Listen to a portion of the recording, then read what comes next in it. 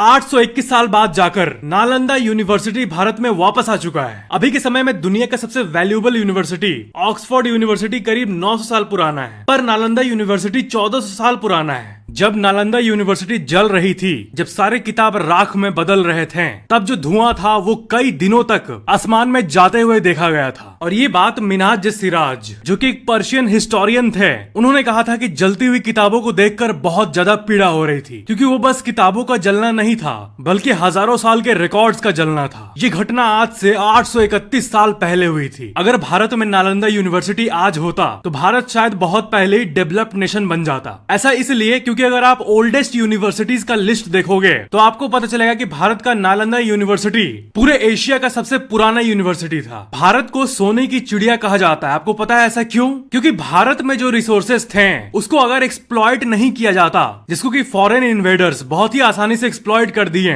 तो भारत का पूरा नक्शा आज कुछ और ही होता। और भारत सोने की चिड़िया है, ये बस 100-200 साल पहले की बात नहीं है। जब अंग्रेज 200 साल पहले राज करने आए थे भारत पे, उसी के अराउंड के टाइम की ही बात नहीं है, बल्कि आप 500, 800, 1000 साल पहले चले जाओ, इनफैक्ट 1500 साल पहले भी चले जाओ, तब भी इंडिया का ऐसा पोजीशन था कि इसे गोल्डन बर्ड कहा जाता था। पर इस गोल्डन बर्ड को किसी की नजर लग गई, और किसी भी देश को एक बड़े लेवल पे ले जाने के लिए जो सबसे इंपॉर्टेंट चीज है वो है एजुकेशन, और नालंदा यूनिवर्सिटी इसी चीज को प्रोवाइड करता था। वैसे सब्सक्राइब करके बेल आइकन पे क्लिक करके ऑल पे जरूर क्लिक कर लेना, ताकि अगली वीडियो आपके फोन में सबसे पहले मिल जाए। नालंदा यूनिवर्सिटी में लाखों किताब मौजूद थे, थाउजेंड्स ऑफ मैन्यूस्क्रिप्ट्स मौजूद थे, एंशिएंट मैथमेटिक्स नॉलेज, एस्ट्रोनॉमी की नॉलेज, और क्या नहीं थी यहाँ पे। और आप एक चीज को समझो, उस समय तो इंटरनेट वगैरह नहीं था, तो उस समय ऐसा था कि नॉलेज को कोई कॉपी नहीं कर सकता था। और इंटरनेट के जमाने में जितनी जल्दी नॉलेज फैलती है वैसा कुछ नहीं था। और उस समय एजुकेशन कई चुनिंदा जगहों में ही मिलती थी। और उस समय आप यकीन नहीं करोगे, Nalanda university top most university थी,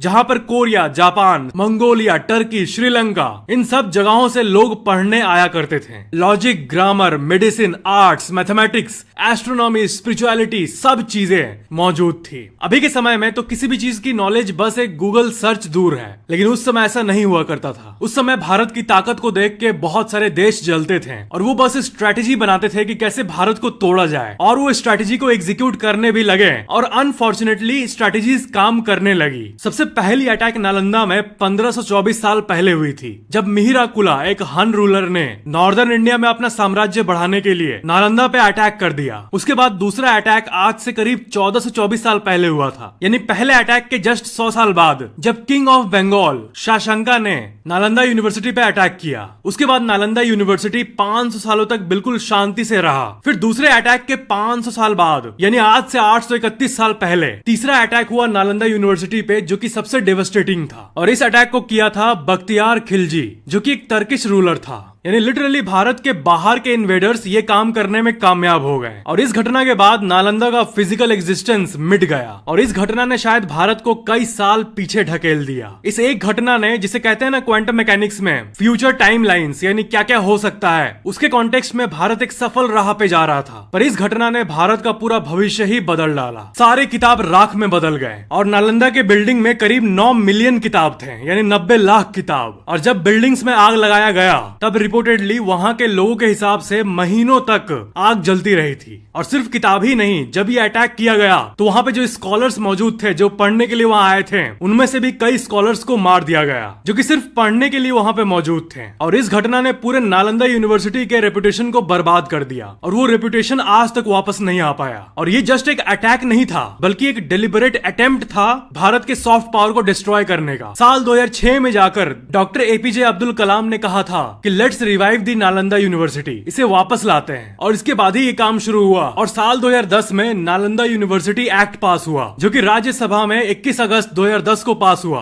और लोकसभा में 26 अगस्त 2010 को पास हुआ। 21 सितंबर 2010 को प्रेसिडेंशियल साइन मिला, और एक लीगल फ्रेमवर्क बन गया, जिससे कि हमारी पुरानी लेगेसी रिवाइव हो पाती। और फाइनली 14 साल बाद जून 19, 2024 को नालंदा यूनिवर्सिटी को फिर से इनॉग्रेट किया गया। इस लॉन्च में प्राइम मिनिस्टर नरेंद्र मोदी जी मौजूद थे, और सारे मिनिस्टर्स के साथ साथ 17 पार्टनर कंट्रीज के एम्बेसडर्स भी मौजूद थे। नालंदा यूनिवर्सिटी का नया कैंपस 455 एकड़ में फैला हुआ है और इसमें सारे आधुनिक टेक्नोलॉजी मौजूद है, जैसे कि rain water harvesting, solar power, solar parks और ऐसी चीजें जिसको देखकर लगता है कि हाँ, यहाँ पर एजुकेशन का पीक यूज किया गया है। और क्योंकि ये बस इनॉग्रेट हुआ है तो इसमें भी मैनेजमेंट की रिक्वायरमेंट है और कोशिश यही है कि जो एंशिएंट लेगेसी थी वो रिवाइव हो सके। बाइनरी नंबर सिस्टम जिसके चलते कंप्यूटर्स पॉसिबल हो पाए हैं, उसे भारतीय स्कॉलर पिंगाला ने निकाला था करीब 200 BCE में। नंबर 0 जिसके बिना दुनिया चल ही नहीं सकती, उसे इंडियन मैथमेटिशियन आर्यभट्ट और ब्रह्मगुप्ता ने दिया था। इनफैक्ट डेसिमल नंबर सिस्टम भी इंडिया में ही डेवलप हुआ था, जो कि मॉडर्न मैथमेटिक्स का एक फंडामेंटल एंगल है। और साथ ही साथ योगा, आयुर्वेदा, चेस,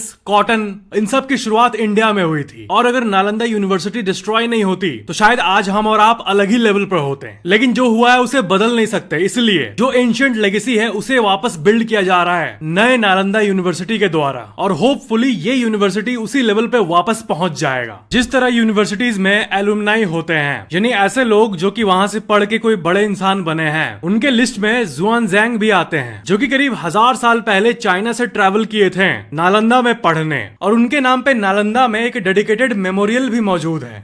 तो सोचो कि इतने बड़े पर्सन भी नालंदा से एजुकेट हुए थे। यानी अगर आप अभी चाइना को बहुत आगे कंट्री के रूप में देखते हो तो ये कभी मत भूलना कि एक समय चाइना के लोग नालंदा यूनिवर्सिटी में पढ़ने आते थे। और सिर्फ चाइना ही नहीं बल्कि नालंदा के नॉलेज से कई देशों ने उस समय अपने आप को अपलिफ्ट किया था। और सिर्फ चाइना ही नहीं बल्कि इंडोनेशिया, जो कि अभी के समय में बहुत इफिशिएंट देश माने जाते हैं, वहां के भी बड़े बड़े पास्ट रूलर्स भारत के नालंदा में शिक्षा ग्रहण करने आए थे। उस समय नालंदा यूनिवर्सिटी का जो एडमिशन सिस्टम था वो भी बहुत कॉम्पिटिटिव था, यानी बहुत चुनिंदा लोगों को एडमिशन मिलता था प्रॉपर टेस्ट करने के बाद। यानी उस समय हाई IQ के लोग ही यहाँ पे पढ़ते थे। यानी सिर्फ बातों के लिए नहीं बल्कि नालंदा यूनिवर्सिटी लिटरली पूरे विश्व का टॉप यूनिवर्सिटी था। जो सबसे पुरानी यूनिवर्सिटी है उसमें फिलहाल सबसे पुराना है मोरक्को का यूनिवर्सिटी ऑफ अल क्वारईन, जो कि करीब 1165 साल पुराना है। दूसरे नंबर पे आता है अल हजर यूनिवर्सिटी इजिप्ट में, जो कि करीब 1000 साल पुराना है। यूनिवर्सिटी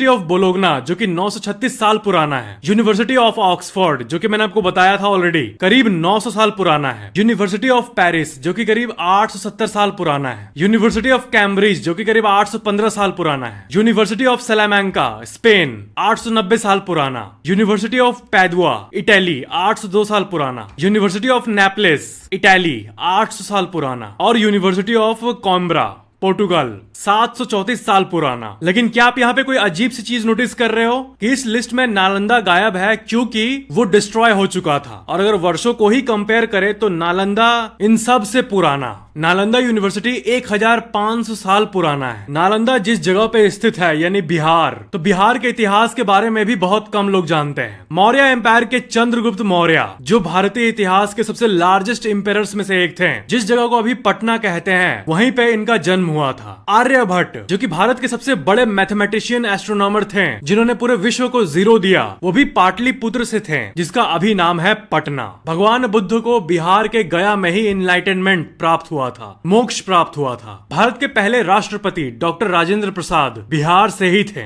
और एक बात जो शायद बहुत कम लोगों को पता है, चाणक्य ने अपने जिंदगी का बहुत वक्त बिहार में बिताया था। वैसे कहूँ तो मगध में बिताया था। मगध यानी प्रेजेंट डे का बिहार। ये बात शायद बहुत ही कम लोगों को पता है कि बिहार का जो शहर है वैशाली, वो पूरे वर्ल्ड का, पूरे विश्व का, पूरे धरती का फर्स्ट रिपब्लिक था। रिपब्लिक मतलब वो जगह जहां पर गवर्नमेंट पब्लिक से फॉर्म होता है और जो हेड ऑफ द स्टेट है और जो अदर ऑफिशियल्स हैं वो चुने जाते हैं, इलेक्ट किए जाते हैं पब्लिक द्वारा, रादर देन कि कोई बेटा का बेटा ही राजा बने। तो ये जो रिपब्लिक का सिस्टम है, ये सिस्टम सबसे पहले वैशाली में आया था, जो कि वर्ल्ड का फर्स्ट रिपब्लिक है। 6th सेंचुरी BC के आसपास वैशाली में डेमोक्रेटिक गवर्नेंस आया था। यानी ऐसी आइडिया, डेमोक्रेसी, इस आइडिया को एग्जीक्यूट करने वाला वैशाली ही था पूरे विश्व में सबसे पहले। और वैशाली बिहार में आज भी मौजूद है। तो ये था आज का वीडियो को लाइक जरूर करना और नीचे कमेंट करना कि वीडियो कैसा लगा।